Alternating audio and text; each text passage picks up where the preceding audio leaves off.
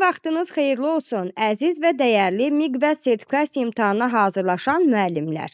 Artıq imtahanlarımıza çox az bir müddət qalıb və bilirsiniz ki, bu müddətdə ARTİ tərəfindən imtahan təşkil olunur, xüsusilə sertifikasiya müəllimləri üçün nümunəvi suallar tərtib olunur və həmin o test sınağında olan bəzi sualların bugün izahlarını mən sizə təqdim edəcəyəm. Və izahımıza keçmədən öncə müəllimlər qeyd etmək istəyirəm ki, çalışın mövzuları möhkəmləndirəsiz, çoxlu təkrarlara vaxt ayırasız. Çünki vaxtımız bir qədər azdır və bu günlərdən səmərəli istifadə etmək daha məqsədə uyğun olar. İndi isə müəllimlər keçirik suallarımızın izahına. Birinci sualımıza diqqətlə baxırıq. Şagirdlər müxtəlif xalqların musiqisini araşdırır, musiqidə din və mədəniyyətinin təsirini müəyyən edir və əsaslandırırlar. Burada bizim açar məqamımız, açar feilimiz hansıdır müəllimlər? Baxın, əsaslandırır sözü sizi diqqətinizdən yayındırmasın, sizi çaşdırmasın. Əsaslandırmaq iki idraki sahəmizdə qarşımıza çıxmışdı. Bir təhlil etmək mərhələsində, bir də dəyərləndirmək mərhələsində. Demişdik, əgər öz mövqeyi varsa şagirdin, öz aspektindən məsələyə münasibət bildirəcəksə, öz şəxsi fikirlərini əsaslandırıb dəyərləndirəcəksə, bu zaman dəyərləndirmək mərhələsi götürürdük. Amma baxın, görün bu testimizdə, bu situasiyamızda şagirdin öz mövqeyi, öz aspekti, öz münasibəti varmı? Təbii ki, xeyr. Şagird burada olan bir şeyi, olan bir faktı kitabdakı məlumatlara istinad edərək əsaslandıracaq. Və biz də bilirik ki, şagirdin öz mövqeyi yoxdursa, başqa birinin gözü ilə biz hər hansı bir fikrə əsaslandırırıqsa, bu zaman nə götürürdük cavabı? Təbii ki, təhlil etmək mərhələsinə aid olacaq. İndi isə keçirik ikinci sualımıza. Diqqətli şəkildə baxırıq. Şagirdlər Azərbaycan musiqi janrlarını müqayisə edir və hər birinin xüsusiyyətləri haqqında danışır. Aha. Demək, burada da bizdən yenə də idraki taksonomiyanın mərhələsini istəyir. Baxın müəllimlər, burada nə var? Musiqi janrlarını müqayisə etmək. Xatırlayın görək, biz harda keçmişdik idraki sahəmizdəki müqayisə etmək, qruplaşdırmaq, ümumiləşdirmək və yaxud da oxşar fərqli məqamları müəyyən etmək, interpretasiya etmək, bütün bu məsələlər hansı açar söz olaraq hansı mərhələmizə aid idi? Əlbəttə ki, anlamaq mərhələsinə aid olacaq. Deməli, doğru cavabımız anlamaq mərhələsi olacaq. Keçirik indi üçüncü sualımızın izahına. Şagirdlərə tapşırılır ki, müəyyən musiqi əsərinə uyğun rəsm kompozisiyası hazırlasınlar. Bu fəaliyyət inteqrasiyanın hansı növünə aid olacaq? Müəllimlər, biz gözəl bilirik ki, inteqrasiya alt standartın bir funksiyasıdır və inteqrasiyanı biz 3 yerə ayırmışdıq. Var idi fən daxili inteqrasiya, fənlər arası inteqrasiya və fən üstü inteqrasiya. Fən daxili inteqrasiya nə idi? Bir fənnin daxilində yaranan əlaqələnmə prosesi idi. İstər şaquli də ola bilərdi, istər üfüqi də ola bilərdi. Fənlər arası dedikdə isə biz 2 və daha artıq fənnin adını görə bilərik və o fənlər arasında əlaqə yaradılmalıdır. Fən üstü deyəndə isə burada bir tətbiq olmalıdır. Şagird məktəbdə öyrəndiklərini mütləq real həyatında tətbiq etməlidir ki, biz onu fən üstü inteqrasiya kimi götürə bilək. İndi burada görün, siz nə görürsünüz? Musiqi əsəri deyir, musiqi əsəri. Bir də nə deyir bizə? Musiqi və rəsm kompozisiyası deyir. Demək, gördüyünüz kimi biz nə etdik burada? 2 fənnin adını gördük. Deməli, 2 fən arasında əlaqə yarandı və bu da olacaq yalnız fənlər arası inteqrasiya. Çünki başqa bir inteqrasiya növünə biz burada rast gələ bilmirik. Uşaq hər hansı bir tapşırığı real həyatında tətbiq etmir ki, gedək biz onu fənn üstü inteqrasiya götürək. Və yaxud da bir fənnin daxilində əlaqələnmə yaranmır ki, biz fən daxili götürək. Bu sırf fənlər arası inteqrasiyamıza aid olan bir tapşırıqdır. Keçirik növbəti testimizin izahına. Müəllim summativ qiymətləndirmə üçün əvvəlki illərdə istifadə olunmuş test nümunəsini götürür. Lakin həmin test hazırki tədris proqramında nəzərdə tutulan təlim nəticələri ilə uyğun gəlmir. Bu situasiyada qiymətləndirmənin hansı prinsipi pozulmuşdu? Müəllimlər, biz bilirik ki, qiymətləndirmənin 2 dənə prinsipi var. Birincisi olacaq etibarlılıq, ikincisi olacaq validlik də deyə bilərsiniz, uyğunluq da deyə bilərsiniz. Və bunların açıqlaması nə idi? Etibarlılıqda demişdik ki, şagirdin əldə etdiyi nəticələr üst-üstə düşməlidir. Yəni, birinci dəfə qiymətləndirmədə neçə faiz nəticə əldə edibdirsə, digər imtahanı növbəti dəfə keçirəndə yenə də həmin o nəticəni əldə etməlidir. Validlik uyğunluqda isə demişdik ki, mütləq şəkildə müəllim keçdiyi mövzuları əsasən qiymətləndirmə aparmalıdır. Amma burada gördüyünüz kimi nə deyirlər? Yəni, həmin test hazırki tədris proqramında nəzərdə tutulan təlim nəticələri ilə uyğun gəlmir. Deməli, burada uyğunluq, validlik prinsipimiz pozulub. Gəlin görək, elə bir cavabımız harda var? Bir-bir variantları oxuyaq. Obyektivlik pozulub, bu bizə lazım deyil. Şəffaflıq pozulub, bu da lazım deyil. Etibarlılıq pozulub. Test fərqli vaxtlarda sabit və ardıcıl nəticə verməyib. Xeyr, etibarlı yox, bizə validlik, uyğunluq prinsipi lazımdır. Və bu variantımız E variantında yer alır müəllimlər. Validlik pozulub. Test ölçülməsi nəzərdə tutulan təlim nəticələrini yoxlamır. Bəli, çünki müəllimin keçdiyi mövzuları əhatə etmir, verdiyi tapşırıq, verdiyi test nümunələri. Ona görə burada doğru cavab E variantımız olacaq. Ümid edirəm ki, bura qədər olan bütün sualların izahı sizə tam aydın oldu. Hər hansı bir tapşırıq çətinlik yaradarsa, mütləq aşağıdan yaza bilərsiniz rəy bölməsində. Keçdik növbəti sualımıza. Verilənlərdən biri effektiv müəllim-valideyn münasibətlərinə aid deyil. Demək, baxın müəllimlər, imtahanda bu tipdə olan suallara diqqətlə baxmalısınız. Cümlənin sonunda olan feilinə diqqətlə baxın ki, aid olanı mı istəyir, uyğun olanı mı istəyir və yaxud da uyğun olmayanı mı istəyir. Bəzən müəllimlər bu hissələrdə yanlışlara yol verirlər. İndi bizdən effektiv müəllim-valideyn münasibətinə aid olmayanı istəyir. Demək ki, nə edəcəyik? Səhv cavabı tapmalıyıq. Gəlin baxaq.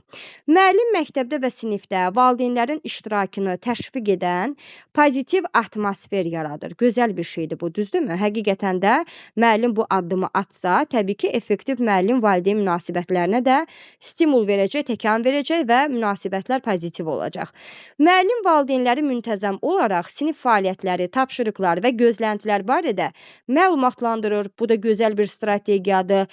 Yəni, biz burada müəllim və valideyn əməkdaşlığını da bir növ görə bilirik, müşahidə edirik.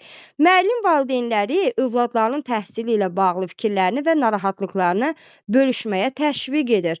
Bu da gözəl bir cavabdır. Yəni, daimi olaraq şagirdləri haqqında, övladları haqqında onların valideynlərinə məlumat çatdırır və beləcə əməkdaşlığı sabitdə saxlayır. Müəllim istifadə olunan tədris materiallarının məzmununu anlamağa kömək etmək üçün valideynləri metodik resursla təmin edir. Müəllimlər, baxın, cümlə qulağa xoş gələ bilər, amma bu yanlış bir variantdır. Çünki metodik resurs kimlərə lazımdır? Əlbəttə ki, təhsil verənlərə, yəni müəllimlərə lazımdır. Onun valideynə bir aidiyyatı yoxdur. Ona görə də yanlış cavabımız elə E variantı olacaq. Keçək növbəti sualımıza. Sonra, müəllim, daha doğrusu müşahidə olunur ki, yuxarı sinif şagirdlərindən biri öz sinif yoldaşını bullyingə məruz qoyur. Belə ki, tez-tez onun əşyalarını gizlədir. Yoldaşları arasında xətrinə dəyən sözlər deyir. Problemin həlli üçün sinif rəhbərinin atacağı hansı addım effektiv olacaq? Demək, burada bizdən doğru cavab tələb olunur ki, sinif rəhbəri hansı addımı atsa, şagirdlər arasında olan bu buzlu münasibət, bu bullying halları sona yetər. Biz bilirik ki, bullying deyəndə bir növ dəstəkləyici mühitin yaradılmasının pozulması yadımıza düşür. Yəni, bir növ şagirdlər arasında gərgin münasibətdən danışanda buzqıran strategiyaları yadımıza düşür. Gəlin baxaq görək müəllim burada hansı addımı atmalıdır ki, şagirdlər arasında olan bu mənfi münasibətə son qoya bilsin. Məktəbin valideynləri, müəllimləri və psixoloqu ilə görüşmək, ümumilikdə məktəbin psixoloji, emosional mühitini yaxşılaşdırmaq baxımından addımlar atmaq. Baxın müəllimlər, bu hadisə yuxarı sinif şagirdlərinin arasında baş verib.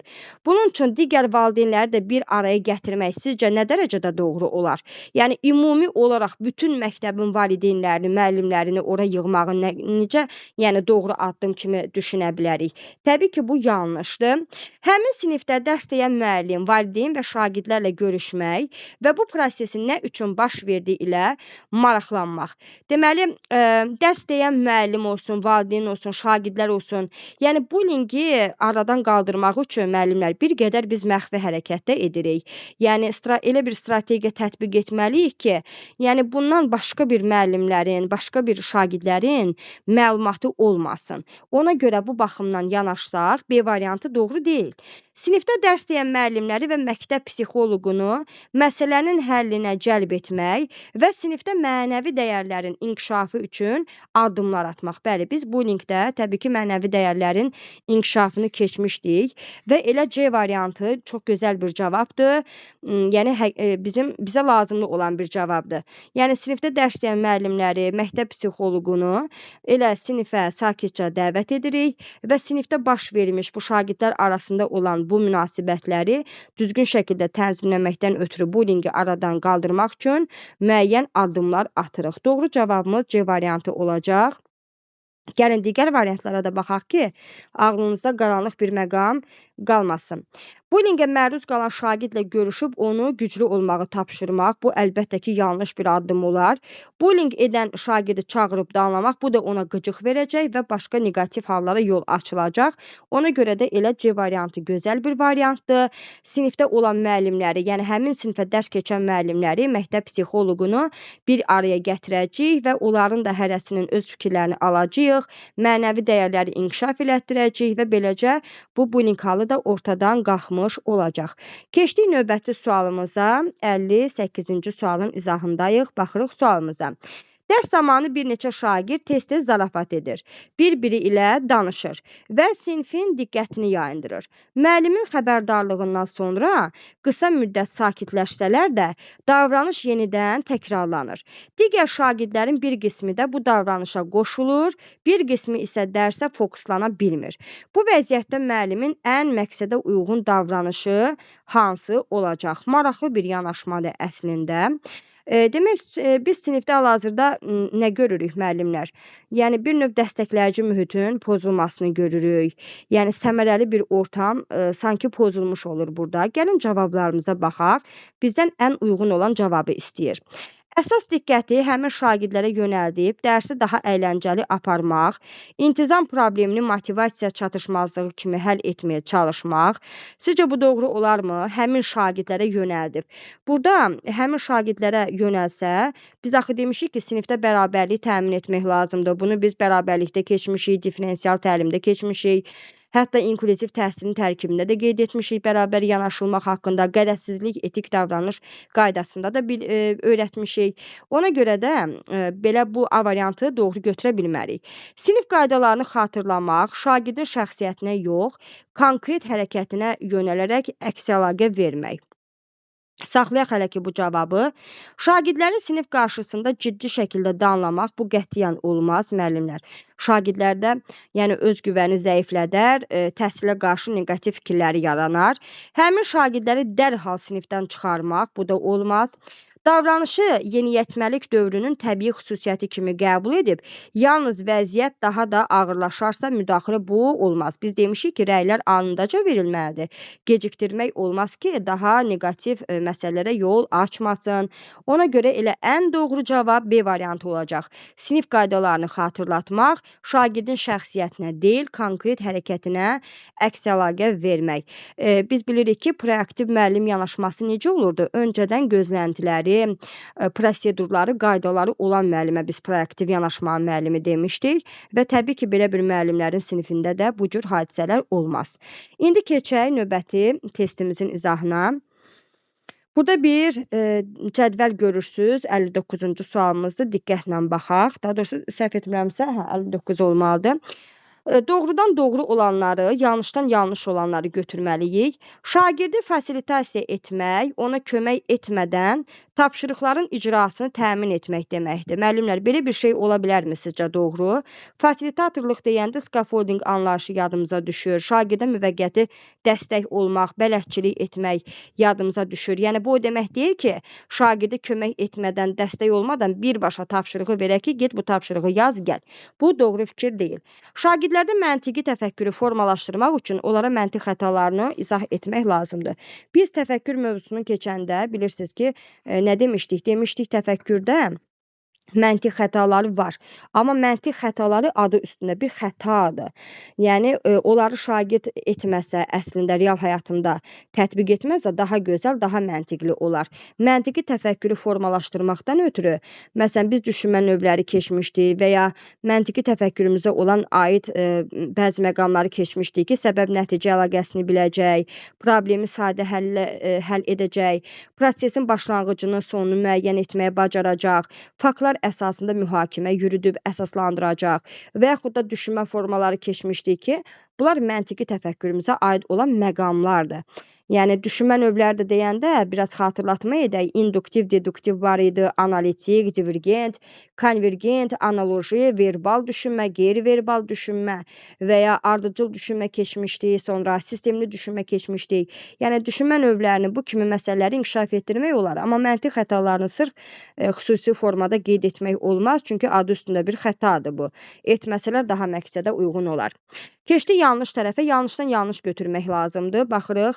Şagirdin maraq və istəklərini summativ qiymətləndirmədə nəzərə almaq effektiv müəllim-şagird münasibətlərinin qurulmasına şərait yaradır. Müəllimlər, şagirdlərin marağı, istəkləri nə zaman olurdu və yaxud da effektiv müəllim-şagird münasibətlərindən danışırıqsa, bu gündəlik baş tuta biləcək bir şeydir. Yəni summativ deyil, formativ qiymətləndirmə ilə bağlıdır. Formativdə biz demişdik ki, gündəlik olaraq biz şagirdlərlə əks əlaqəni təmin edirik, onların nailiyyətini, fəaliyyətini izləyirik, dəyərləndiririk, konstruktiv rəy veririk. Yəni bu məsələlər formativə aiddir. Səhvdən bizə səhv lazım idi, ona görə 3-ü qəbul edirik.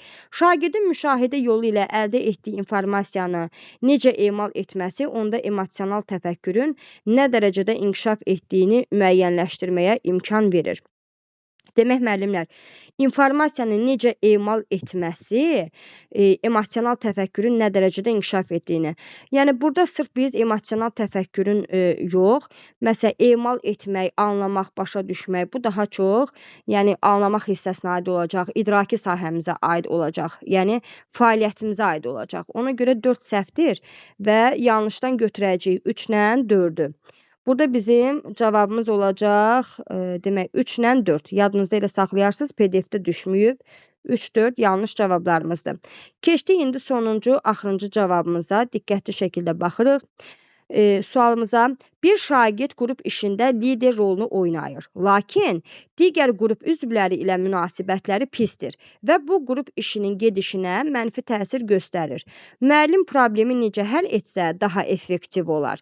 Demək, burada biz nə görürük? Hal-hazırda bir qrup işi var və qrup işində lider rolunu oynayır bir şagirdimiz, amma digər qrup üzvlərlə münasibəti yaxşı deyil. Yəni müəllim burada necə etsə, hansı məsələni, hansı strategiyanı tətbiq eləsə daha yaxşı olar. Gəlin baxaq. Şagirdin liderlik rolunu dəyişdirmək və sonra ona digər qrup üzvləri ilə müzakirəyə cəlb etmək, qrup üzvlərinə mübahisələri həll etmək yollarını birbaşa göstərmək, şagirddə liderliklə bağlı yönəldici suallar verməklə problemin həllinə nail olmaq, qrup liderinin fəaliyyətini müşahidə edərək diqqətdə saxlamaq və əlavə dəstəyi təmin etmək. Demək, burada birinciyə baxın, liderlik rolunu dəyişdirmək və sonra ona bir qrup üzvlərlə bir qrup deyəndə, digər qrup üzvləri deyəndə, burada yenə də hardasa sanki bərabərliyi pozmuş olarıq və düzgün strategiya deyil. Qrup üzvlərinə mübahisələri həll etməyin yollarını birbaşa göstərmək, bu da doğru olmaz. Şagirdə liderliklə bağlı yönəldici suallar verməklə problemin həllinə nail olmaq. Bəli, bu maraqlı bir yanaşmadır əslində. Həm də yönəldici sual verməklə şagird artıq özündə o bacarıqları bir növ müşahidə etmiş olacaq, inkişaf etdirmiş olacaq. Ona görə 3-ü qəbul edirik. Qrup liderinin fəaliyyətini müşahidə edərək diqqətdə saxlamaq və əlavə dəstək etmək, təmin etmək. Bu da doğru cavabdır. Cavabımız olacaq 3-lə 4. 1, 2 doğru məqsədə uyğun cavablar hesab olunmur. Bu qədər əziz müəllimlər, imtahanda hər birinizə bol uğurlar arzu edirəm. Əgər kiminsə hansı mövzuda, hansı istiqamətdə problemləri varsa, qaranlıq qalan məqamları varsa, şərh bölməsinə mütləq yazsın. Həmin mövzulara aid mən sizə canlı dərslər təşkil edərəm və o mövzuları birlikdə təkrar edərik. Sağ olun müəllimlər.